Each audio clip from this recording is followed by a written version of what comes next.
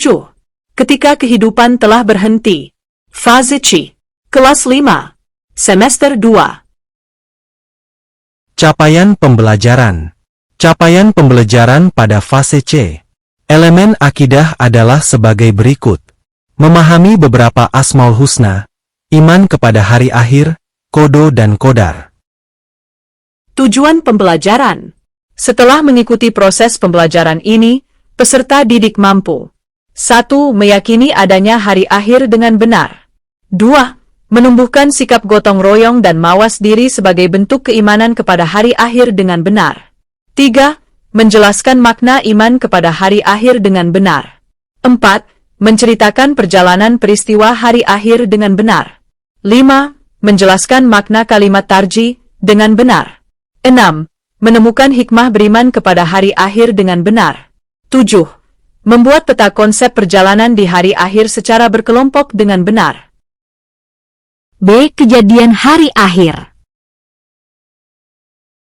Pertanyaan pemantik. 1. Apakah kalian sudah mengetahui bagaimana perjalanan manusia di akhirat setelah kematian? 2. Apakah kalian siap menghadapi setiap peristiwa yang akan terjadi di akhirat kelak? 3. Bekal apakah yang sudah kalian siapkan untuk menghadapi semua kejadian itu? Coba amati gambar ini. Setelah mengamati gambar, apa yang ada di benak kalian? Coba ceritakan.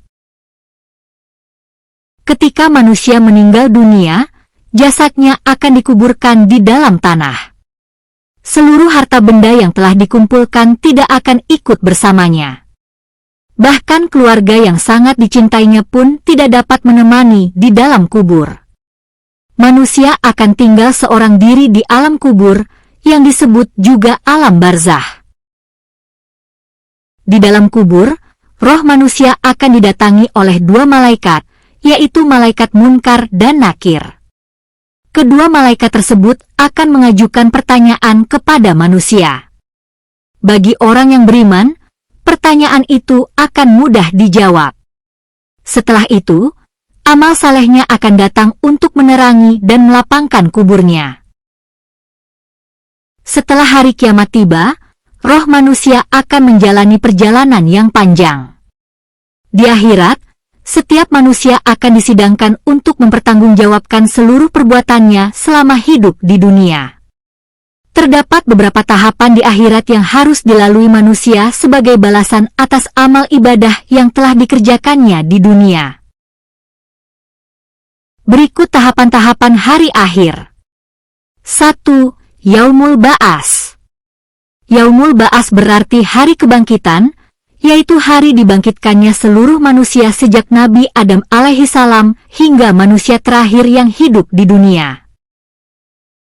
Tsumma innakum yawmal qiyamati tub'atsun. Artinya, kemudian, sesungguhnya kamu pada hari kiamat akan dibangkitkan. Proses kebangkitan manusia terjadi setelah peniupan sangkakala yang kedua.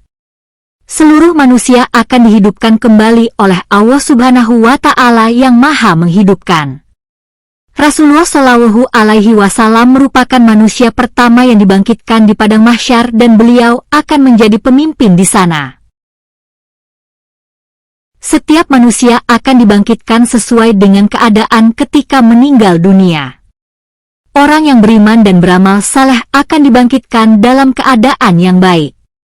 Oleh karena itu, marilah kita senantiasa menjaga keimanan dan membiasakan diri untuk selalu beramal saleh. Ini adalah gambar contoh amal ibadah bekal untuk kehidupan akhirat. 2. Yaumul Mahsyar. Yaumul Mahsyar berarti hari berkumpul, yaitu hari ketika seluruh manusia dikumpulkan di suatu tempat yang sangat luas. Pada hari itu, manusia berada dalam keadaan kebingungan sambil menunggu datangnya hari penghakiman. Matahari didekatkan sejengkal di atas kepala manusia sehingga mereka merasakan panas yang sangat menyengat. Setiap orang akan teringat seluruh dosa yang pernah diperbuat dan merenungkan apakah dirinya akan memperoleh keselamatan atau tidak. Namun, bagi orang-orang yang beriman dan beramal saleh, amal perbuatan mereka akan menaungi dan melindungi sehingga tidak merasakan panas yang menyiksa. 2. Yaumul Mahsyar. Yaumul Mahsyar berarti hari berkumpul, yaitu hari ketika seluruh manusia dikumpulkan di suatu tempat yang sangat luas. Pada hari itu, manusia berada dalam keadaan kebingungan sambil menunggu datangnya hari penghakiman. Matahari didekatkan sejengkal di atas kepala manusia sehingga mereka merasakan panas yang sangat menyengat. Setiap orang akan teringat seluruh dosa yang pernah diperbuat dan merenungkan apakah dirinya akan memperoleh keselamatan atau tidak. Namun, bagi orang-orang yang beriman dan beramal saleh, amal perbuatan mereka akan menaungi dan melindungi sehingga tidak merasakan panas yang menyiksa. Gambar ini menunjukkan seseorang sedang berpikir ketika akan melakukan sesuatu. Kenapa demikian? Karena setiap perbuatan akan dimintai pertanggungjawaban. 4. Yaumul Mizan. Yaumul Mizan berarti hari penimbangan, yaitu hari ketika seluruh catatan amal baik dan amal buruk manusia ditimbang. Setiap perbuatan yang dilakukan selama hidup di dunia akan dimintai pertanggungjawaban. Amal perbuatan yang paling berat dalam timbangan kebaikan adalah akhlak yang mulia. Akhlak terpuji memiliki kedudukan yang sangat penting dalam kehidupan manusia. Oleh karena itu, kita harus senantiasa menjaga dan membiasakan akhlak yang baik dalam kehidupan sehari-hari, karena akhlak terpuji akan menjadi amal yang paling berat timbangannya di akhirat kelak.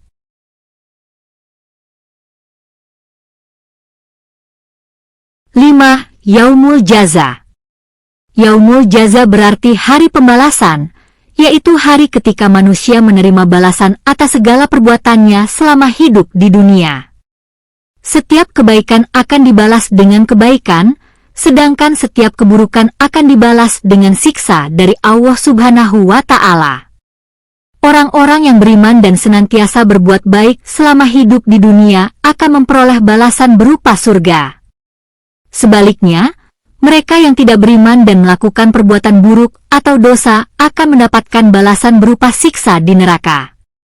Hal ini sebagaimana dijelaskan dalam surah Ghafir ayat 17. Al-yawma tujza kullu nafsin bima kasabat, la zulma al-yawm, inna Allaha sari'ul hisab. Al-yawma tujza kullu nafsin bima kasabat, لا ظلم اليوم إن الله سريع الحساب اليوم تجزى كل نفس بما كسبت لا ظلم اليوم إن الله سريع الحساب اليوم تجزى. Artinya, pada hari ini setiap jiwa diberi balasan sesuai dengan apa yang telah diusahakannya. Tidak ada yang terzalimi pada hari ini. Sesungguhnya Allah sangat cepat perhitungannya.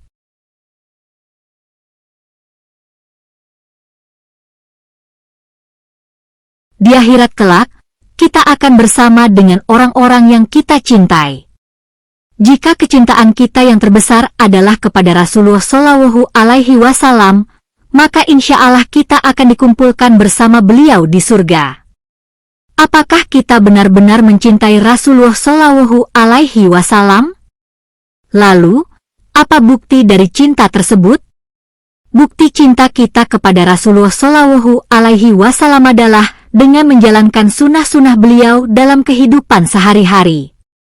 Oleh karena itu, marilah kita senantiasa memperbanyak selawat kepada beliau. Aktivitasku. Ceritakan dengan kata-katamu sendiri tentang perjalanan manusia di akhirat setelah meninggal dunia.